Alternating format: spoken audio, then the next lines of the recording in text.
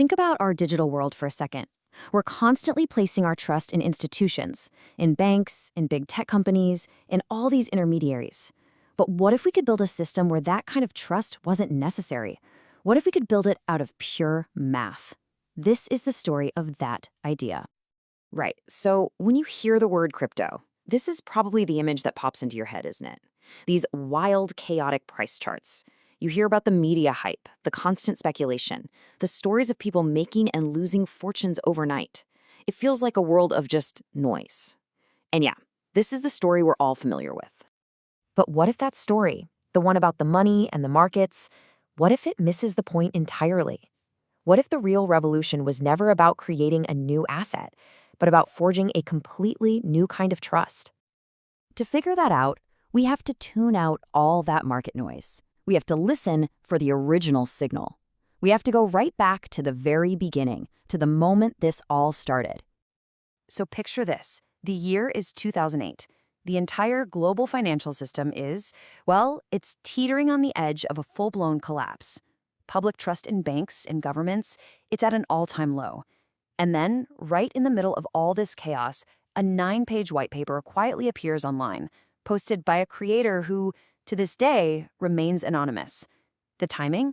Yeah, that was no coincidence. You could say Bitcoin was born from the ashes of that broken trust. The core idea was, on one hand, breathtakingly simple, but on the other, just profoundly radical.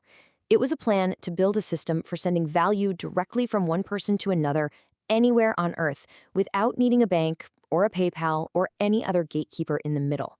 The whole point was to completely remove the middleman. But an idea this big doesn't just appear out of nowhere. It was really the culmination of a dream that had been brewing for decades, nurtured inside a small, pretty visionary community that truly believed technology could be a powerful tool for liberation. So to really, truly grasp what this is all about, you have to understand the philosophy of the cypherpunks. They were the intellectual architects of all this. A group of activists, computer scientists, and cryptographers who saw where the internet was heading, and they decided to build the tools to protect individual freedom in that new digital age. And make no mistake, as early as 1988, their mission was incredibly clear and defiant. This wasn't about building neat little apps. No, this was a deeply political project. They saw a future of mass surveillance and centralized control, and they decided to fight back with the only weapon they knew couldn't be broken: pure mathematics. Their core vision was to use something called strong cryptography, basically unbreakable code, to create private, autonomous spaces online. The goal was to build systems that were, by their very design, beyond the reach of any government or corporation. It was about radically shifting power away from these huge institutions and putting it back into the hands of individuals. And the key, the real breakthrough that made this entire vision possible, was a new way of organizing information.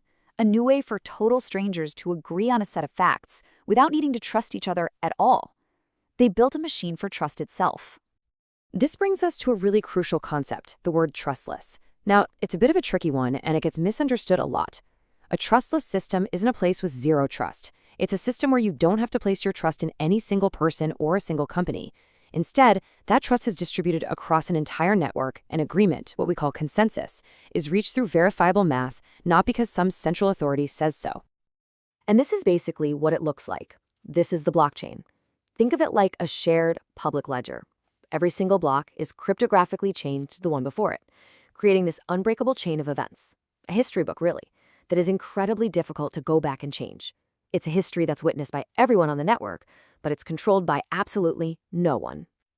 So here's the bottom line. The whole grand ambition here was to replace the fragile, often betrayed, very human trust we place in our institutions with something stronger, with the immutable, verifiable certainty of cryptography. Okay, I know this can all sound a little abstract, but just a year after its creation, this brand new technology was about to face its first major political test.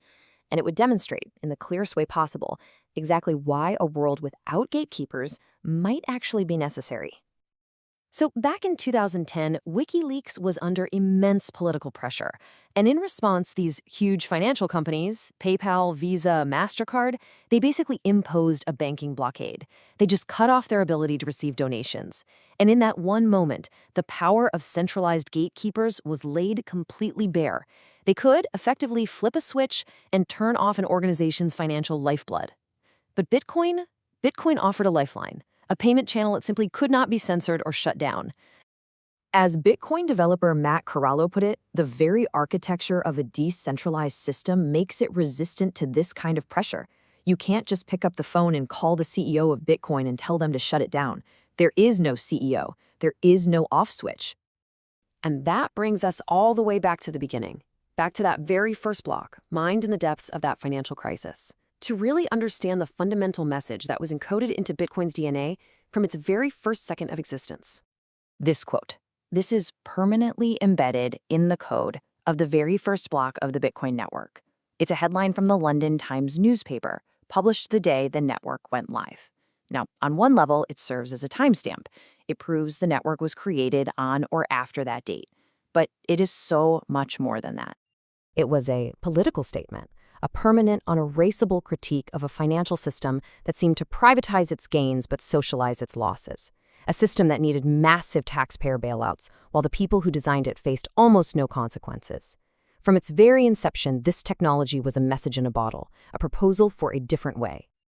So when you look past the charts, when you tune out all the noise, you find something else entirely. You find a direct response to a crisis of trust. You find the cypherpunk dream of autonomy. You find a tool for a world without gatekeepers. Because at its core, crypto isn't an investment. It's an idea.